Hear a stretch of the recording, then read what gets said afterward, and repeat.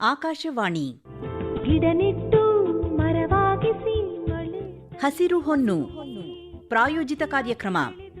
ಈ ಕಾರ್ಯಕ್ರಮದ ಪ್ರಾಯೋಜಕರು ಕರ್ನಾಟಕ ಸರ್ಕಾರದ ಅರಣ್ಯ ಇಲಾಖೆ. ಭಾಗವಹಿಸುತ್ತಾರೆ ಕರ್ನಾಟಕ ಸರ್ಕಾರದ ಅರಣ್ಯ ಇಲಾಖೆಯ ಬಿಆರ್ಟಿ ಟೈಗರ್ ರಿಸರ್ವ್ನ ನಿರ್ದೇಶಕರು ಹಾಗೂ ಉಪ ಅರಣ್ಯ ಸಂರಕ್ಷಣಾಧಿಕಾರಿಗಳಾದ ದೀಪ್ ಜೆ ಕಾಂಟ್ರಾಕ್ಟರ್ ಅವರು. ನೀರಿಗಾಗಿ ಅರಣ್ಯ. ಹಸಿರು ಹೊನ್ನು ಕಾರ್ಯಕ್ರಮದ ಕೇಳುಗರಿಗೆಲ್ಲ ಆತ್ಮೀಯವಾದ ಸ್ವಾಗತ. ಇನ್ನೇನು 2 ದಿನಗಳಲ್ಲಿ ಅಂದರೆ ಜುಲೈ 29 ಅಂತಾರಾಷ್ಟ್ರೀಯ ಹುಲಿ ದಿನ. ಇದು ಬಹಳ ವಿಶೇಷವಾದ, ನಮ್ಮ ರಾಷ್ಟ್ರದ ಪ್ರಾಣಿನೂ ಹುಲಿ. ಒಂಥರ ನಮಗೆ ಇದರ ಬಗ್ಗೆ ಬಹಳ ಹೆಮ್ಮೆ, ಗರ್ವ ಎಲ್ಲ ಇರುವಂಥದ್ದು. ಮತ್ತು ಆ ಹುಲಿ ಸಂಚರಿಸೋದನ್ನು ನೋಡಿದ್ರೇ ಒಂದು ಮೈನಲ್ಲಿ ನವಿರೇಳುವಂಥದ್ದು, ಸಂಚಲನ ಮೂಡಿಸುವಂತಹ ನಡಿಗೆ ಅದು. ಈ ಹುಲಿಯ ಬಗ್ಗೆ ಒಂದಷ್ಟು ಮಾಹಿತಿಯನ್ನು ನಮ್ಮ ಈ ಅಂತಾರಾಷ್ಟ್ರೀಯ ಹುಲಿ ದಿನದ ಅಂಗವಾಗಿ ನಾವು ತಿಳ್ಕೊಳ್ಳೋದು ಬಹಳ ಮುಖ್ಯ ಅಂತ ಅನ್ಸುತ್ತೆ. ಈ ಸಂಬಂಧ ನಮಗೆ ಮಾಹಿತಿಯನ್ನು ಕೊಡೋದಕ್ಕೆ ನಮ್ಮ ಜೊತೆಯಲ್ಲಿ ಇವತ್ತು ಇದ್ದಾರೆ ದೀಪ್ ಜೆ ಕಾಂಟ್ರಾಕ್ಟರ್ ಅವರು. ಇವರು ಬಿಆರ್ಟಿ ಟೈಗರ್ ರಿಸರ್ವ್ನಲ್ಲಿ ಉಪ ಅರಣ್ಯ ಸಂರಕ್ಷಣಾಧಿಕಾರಿಗಳು ಹಾಗೆಯೇ ನಿರ್ದೇಶಕರು ಸಹ. ದೀಪ್ ಅವರೇ, ಕಾರ್ಯಕ್ರಮಕ್ಕೆ ನಿಮಗೆ ಪ್ರೀತಿಯ ಸ್ವಾಗತ. ತುಂಬ ಧನ್ಯವಾದಗಳು. ಹುಲಿ ಅಂತನ್ನೋದೇ ಒಂದು ರೀತಿಯಲ್ಲಿ ಮೈ ನವಿರೇಳುವಂತಹ ವಿಷಯ. ಈ ಹುಲಿಯ ಬಗ್ಗೆ ಅದರ ಒಂದು ಸಣ್ಣ ಪರಿಚಯ ನೀವು ಮಾಡಿಕೊಡೋದಾದರೆ. ಅದು ಝೂಲಾಜಿಕಲ್ ಕ್ಲಾಸಿಫಿಕೇಶನ್ ಅಂತ ನಾವು ಹೇಳ್ತೀವಿ. ಫೆಲಿಡೆ ಫ್ಯಾಮಿಲಿ ಅಂದರೆ ಅದು ನಮ್ಮ ಮನೆಯಲ್ಲಿ ಬೆಕ್ಕಿರುತ್ತಲ್ಲ, ಅದೇ ಸೇಮ್ ಫ್ಯಾಮಿಲಿ, ಸೇಮ್ ಗ್ರೂಪಲ್ಲಿ ಹುಲಿಗೆ ಕೂಡ ಕ್ಯಾಟಗರೈಸೇಷನ್ ಮಾಡಲಾಗಿದೆ. ಹುಲಿಗೆ ಬಂದು ವಿಶ್ವದಲ್ಲಿ 9 ಸಬ್ಸ್ಪೀಶೀಸ್ ಇತ್ತು. ಬಟ್ ಆ 9 ಬರೀ 5 ಈಗ ಬದುಕಿದೆ.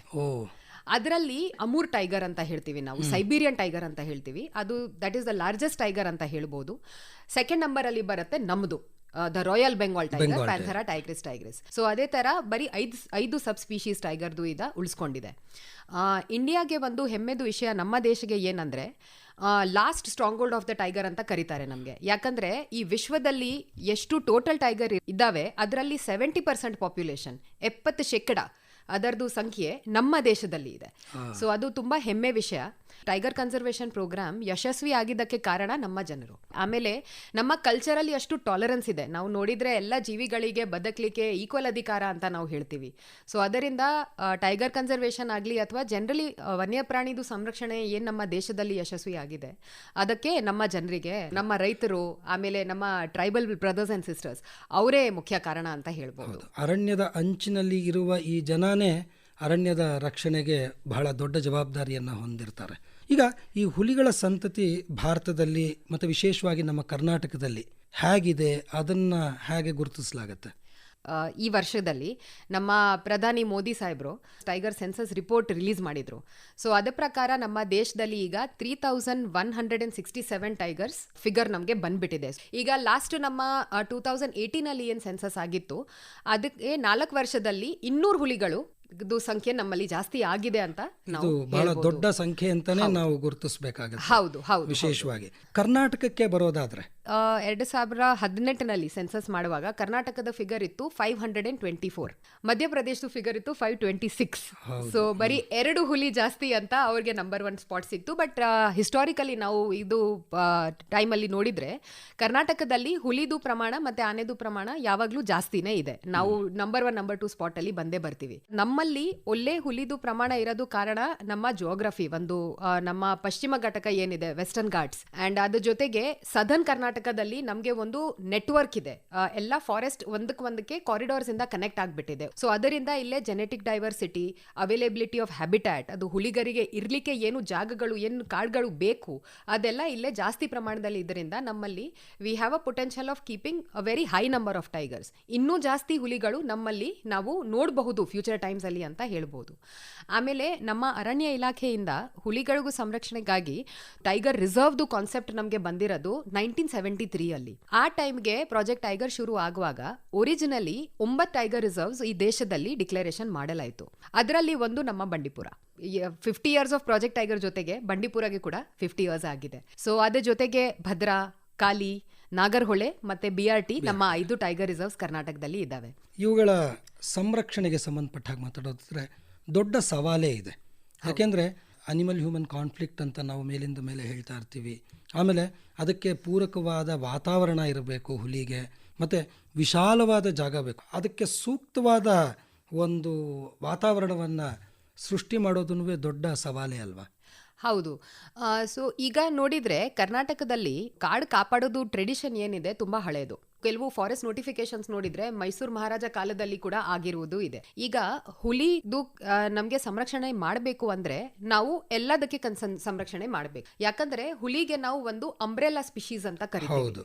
ಒಂದು ಹುಲಿ ಬದುಕಬೇಕು ಅಂದ್ರೆ ಒಳ್ಳೆ ಆಹಾರ ಬೇಕು. ಸೊ ಅದಕ್ಕೆ ನಾವು ಎಲ್ಲಾ ಜಿಂಕೆಗಳಿಗೆ ಕೂಡ ಕಾಪಾಡಬೇಕು. ಒಳ್ಳೆ ಹ್ಯಾಬಿಟ್ಯಾಟ್ ಬೇಕು, ಕಾಡು ಕಾಪಾಡಬೇಕು, ಶುದ್ಧ ನೀರು ಬೇಕು. ಸೊ ಅದಕ್ಕೆ ಯಾವುದು ವಾಟರ್ ಸೋರ್ಸಸ್ ಇದೆ ಅದನ್ನ ಕೂಡ ಸಂರಕ್ಷಣೆ ಮಾಡಲೇಬೇಕು.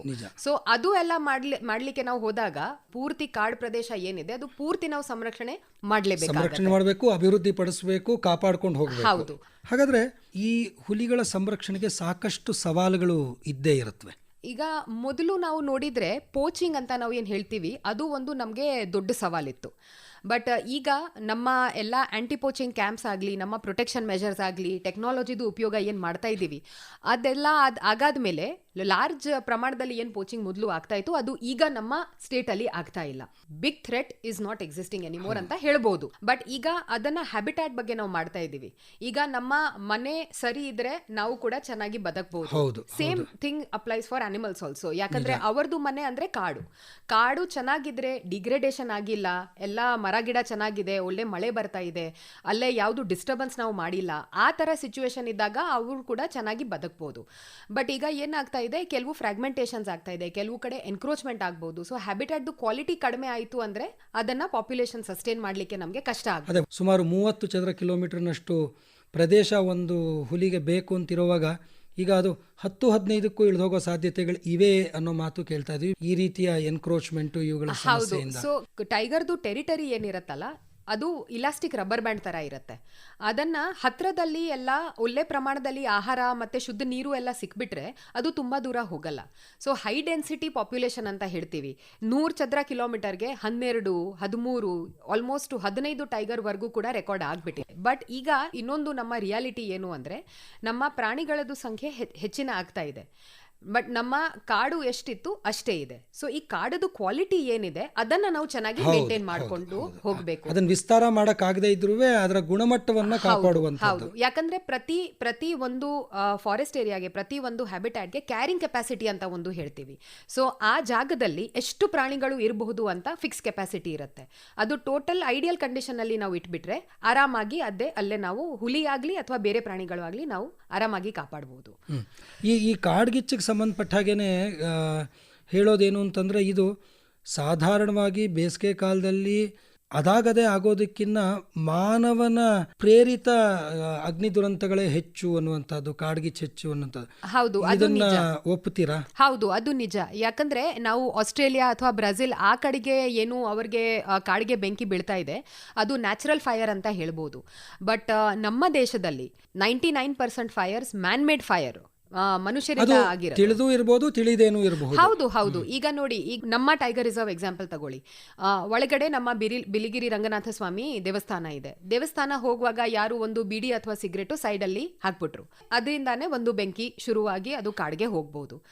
ಕೆಲವು ಜನ ಕಾಡ್ ಹೊರಗಡೆನೆ ಯಾರ್ದು ಒಂದು ತೋಟ ಇರ್ಬೋದು, ಅಲ್ಲಿ ಅಗ್ರಿಕಲ್ಚರಲ್ ವೇಸ್ಟ್ ಬರ್ನಿಂಗ್ ಮಾಡ್ತಾ ಇರ್ತವೆ, ಗಾಳಿ ಜಾಸ್ತಿ ಬಂತು ಅದು ಕಾಡ್ಗೆ ಹೋಗ್ಬೋದು. ಹೌದು. ಸೊ ಆ ತರದ್ದು ಇನ್ಸಿಡೆಂಟ್ ಕೂಡ ಇದೆ. ಕೆಲವು ಸಲ ಹೈ ಟೆನ್ಷನ್ ಲೈನ್ಸ್ ಮೇಲೆ ಹೋಗ್ತಾ ಇರುತ್ತೆ, ಆ ಲೈನ್ ಇಂದ ಸ್ಪಾರ್ಕ್ಸ್ ಬಂದು ಕೂಡ ಫೈರ್ಸ್ ಶುರು ಆಗ್ಬಹುದು. ಸೊ ಅದಕ್ಕೆ ಎಲ್ಲ that is why we say human induced, ಮನುಷ್ಯರಿಂದ ಆಗಿರೋದು ಬೆಂಕಿ ಪ್ರಕರಣ ಆಗತ್ತೆ ನಮ್ಮಲ್ಲಿ ಜಾಸ್ತಿ ಪ್ರಮಾಣ. ಇದರ ಕುರಿತು ಅವರಿಗೆ ಅರಿವು ಮೂಡಿಸೋದು, ಜಾಗೃತಿ ಮೂಡಿಸೋದು. ಹೌದು. ಸೊ ಅದಕ್ಕೆ ಮೇನ್ ತಾವು ನೋಡಿದ್ರೆ ಯಾವುದು ಒಂದು ಟೈಗರ್ ರಿಸರ್ವ್ ಅಲ್ಲಿ ನಾವು ಮೇನ್ ಮ್ಯಾನೇಜ್ ಮಾಡ್ಬೇಕಂದ್ರೆ ಮೊದಲು ಪ್ರೊಟೆಕ್ಷನ್. ಸೊ ಅದನ್ನ ನಮ್ಮ ಆಂಟಿ ಪೋಚಿಂಗ್ ಕ್ಯಾಂಪ್ ಅಂತ ಹೇಳ್ತೀವಿ. ಸೊ ಅದು ಶಿಬಿರ್ಗಳು ಎಲ್ಲ ಪೂರ್ತಿ ಟೈಗರ್ ರಿಸರ್ವ್ ಅಲ್ಲಿ ಇಂಟೀರಿಯರ್ ಏರಿಯಾಲಿ ಇರುತ್ತೆ. ಅಲ್ಲೇ ನಮ್ಮ ವಾಚರ್ಸ್ ಇರ್ತಾರೆ, ದಿನ ಗಸ್ತ್ ಮಾಡ್ತಾರೆ, ದಿನ ನೋಡ್ತಾರೆ ಯಾವುದು ಪೋಚಿಂಗ್ ಇನ್ಸಿಡೆಂಟು, ಯಾವುದು ಹುಲಿಗಳಿಗೆ ಡೆತ್ ಆಗೋದು, ಯಾವುದು ಆಗಿಲ್ಲ. ಏನಾದ್ರೂ ಆಗಿದ ತಕ್ಷಣ ನಮಗೆ ಇನ್ಫಾರ್ಮೇಶನ್ ಕೊಡ್ತಾರೆ. ಸೆಕೆಂಡ್, ಪ್ರೊಟೆಕ್ಷನ್ ಅಲ್ಲಿ ಫೈರ್ ಪ್ರೊಟೆಕ್ಷನ್. ಸೊ ತಾವು ಹೇಳ್ದಂಗೆ ಫೈರ್ ಲೈನ್ ಕ್ರಿಯೇಟ್ ಮಾಡ್ತೀವಿ, 3 ಮೀಟರು 10 ಮೀಟರು ಡಿಪೆಂಡಿಂಗ್ ಆನ್ ಯಾವುದು ಬೌಂಡ್ರಿ ಇದೆ ಅದು ನಾವು ಚಳಿಗಾಲದಲ್ಲೇ ಮಾಡ್ಬಿಡ್ಬೇಕು. ಸೊ ಅದನ್ನ ಫೈರ್ ಲೈನ್ ಕ್ರಿಯೇಷನ್ ಮಾಡಿರ್ತೀವಿ, ವಾಚರ್ಸ್ ಇರ್ತಾರೆ ನಮ್ಮ ಜೊತೆಗೆ. ಅದ್ರ ಜೊತೆಗೆ ನಾವು ಅವೇರ್ನೆಸ್ ಮಾಡಬೇಕು. ಸೊ ಅದಕ್ಕೆ ಕಾಡು ಅಕ್ಕಪಕ್ಕದಲ್ಲಿ ಜನರು ಆಗಲಿ ಅಥವಾ ಅರ್ಬನ್ ಏರಿಯಾಸ್ ಅಲ್ಲಿ ಜನ ಆಗಲಿ ಎಲ್ಲರಿಗೆ ಒಂದು ಅವೇರ್ನೆಸ್ ಕೊಡಬೇಕು. ಈ ಕಾಡು ಯಾಕೆ ಬೇಕು, ಕಾಡಲ್ಲಿ ಇರುವುದು ಪ್ರಾಣಿಗಳು ಯಾಕೆ ಬೇಕು, ಹುಲಿಗೆ ಯಾಕೆ ನಾವು ಸಂರಕ್ಷಣೆ ಕೊಡಬೇಕು, ಅದರ ಬಗ್ಗೆ ಅವೇರ್ನೆಸ್ ಕೊಡೋದು. ಅಂಡ್ ಅದರಲ್ಲಿ ಮಕ್ಕಳಿಗೆ ತುಂಬಾ ಜಾಸ್ತಿ ಪ್ರಮಾಣದಲ್ಲಿ ನಾವು ಫೋಕಸ್ ಮಾಡ್ತೀವಿ, ಅರಿವು ಮೂಡಿಸುವಂಥದ್ದು. ಹೌದು. ಈಗ ತಾವು ನಿರ್ದೇಶಕರು ಇದ್ದೀರಿ BRT ಟೈಗರ್ ರಿಸರ್ವ್ನಲ್ಲಿ. ಕಾನ್ಫ್ಲಿಕ್ಟ್ಗಳನ್ನು ತಡೆಯುವ ವಿಚಾರದಲ್ಲಾಗಲಿ ಅಥವಾ ಜನರಿಗೆ ಅರಿವು ಮೂಡಿಸೋದ್ರಲ್ಲಾಗಲಿ ಅಥವಾ ಈ ಹುಲಿ ಸಂರಕ್ಷಣೆಯಲ್ಲಾಗಲಿ ನೀವು ಎದುರಿಸುವಂತಹ ಸವಾಲುಗಳು ಯಾವ ಥರ ಇರುತ್ತೆ? ನನಗೆ ರಾತ್ರಿ ಯಾವಾಗಲೂ ಒಂದು 10-12 ಗಂಟೆ ಆದಮೇಲೆ ಯಾವಾದ್ರೂ ಫೋನ್ ಬಂತು ಅಂದರೆ just my heart beat stops ಅಂತ ಹೇಳ್ಬೋದು. ಯಾಕಂದ್ರೆ ಫಸ್ಟ್ ಥಾಟ್ ಏನು ಬರುತ್ತೆ, ಯಾವುದು ಪ್ರಾಣಿದು ಸಾವಾಗಿದೆ, ಇಲ್ಲ ಅಂದ್ರೆ ಯಾರು ಮನುಷ್ಯರದು ಸಾವಾಗಿದೆ. ನಮ್ಗೆ 2 ಲಾಸು ನಮ್ಗೆ ಟಾಲರೇಟ್ ಮಾಡ್ಲಿಕ್ಕೆ ಯಾವುದು ಆಗುದಿಲ್ಲ. ಸೊ ಅದಕ್ಕೆ ಅದೇ ನಮ್ಗೆ ಮೇನ್ ಈಗ ನಾವು ಫೋಕಸ್ ಮಾಡ್ತಾ ಇರೋದು ಅಂದ್ರೆ ಕಾನ್ಫ್ಲಿಕ್ಟ್ ಮಿಟಿಗೇಷನ್ ಮೇಲೆ. ಯಾಕಂದ್ರೆ ಈಗ ಜನರು ಕಾಡು ಪಕ್ಕದಲ್ಲಿ ಇರೋದು, ಅವರದು ಜನಸಂಖ್ಯೆ ಜಾಸ್ತಿ ಆಗಿರೋದು, ಪ್ರಾಣಿಗಳದ್ದು ಜನಸಂಖ್ಯೆ ಜಾಸ್ತಿ ಅಂದು ಇಬ್ಬರಿಗೆ ಅಲ್ಲಿ ಯಾರ್ದು ತಪ್ಪಿಲ್ಲ.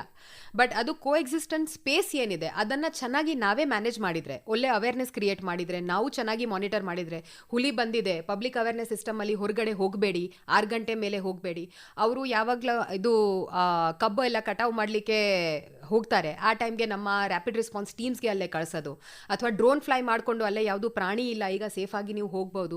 ಆ ಥರ ಲೋಕಲ್ ಲೆವೆಲಲ್ಲಿ ಸುಮಾರು ಬೇರೆ ಬೇರೆ ಸ್ಟೆಪ್ಸ್ ನಾವು ತಗೊಳ್ತಾ ಇರ್ತೀವಿ. ಆಮೇಲೆ ಈಗ ರೈತರು ಎಲೆಕ್ಟ್ರಿಕಲ್ ಫೆನ್ಸಿಂಗನ್ನು ಬಹಳ ಸುಲಭವಾಗಿ ಹಾಕ್ಕೊಳ್ಳೋ ಪ್ರಯತ್ನವನ್ನು ಮಾಡ್ತಾರೆ.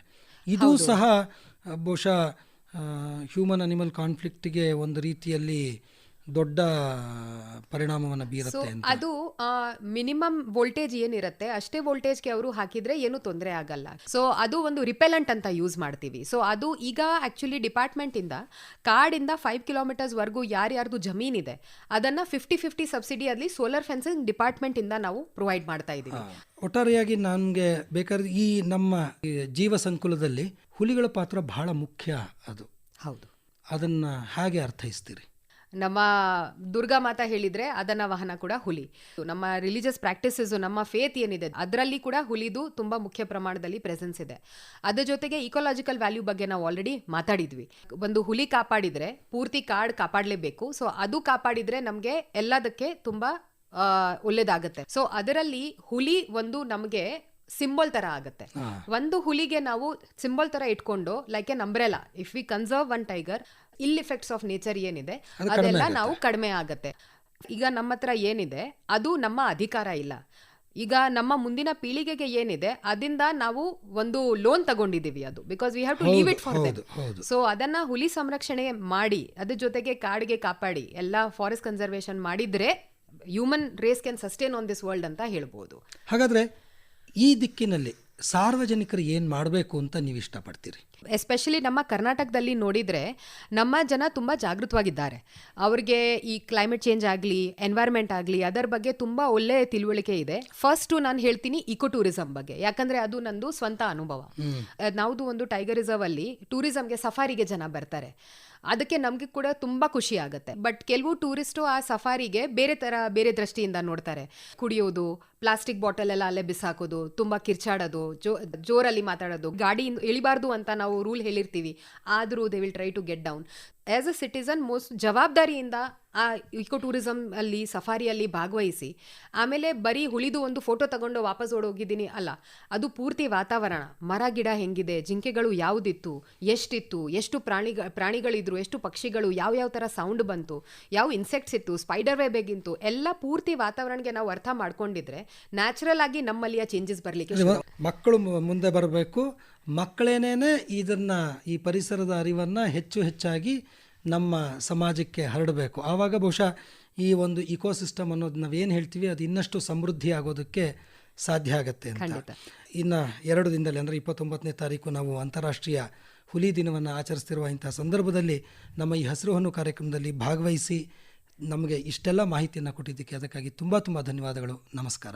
ನಮಸ್ಕಾರ. ನಮಸ್ಕಾರ.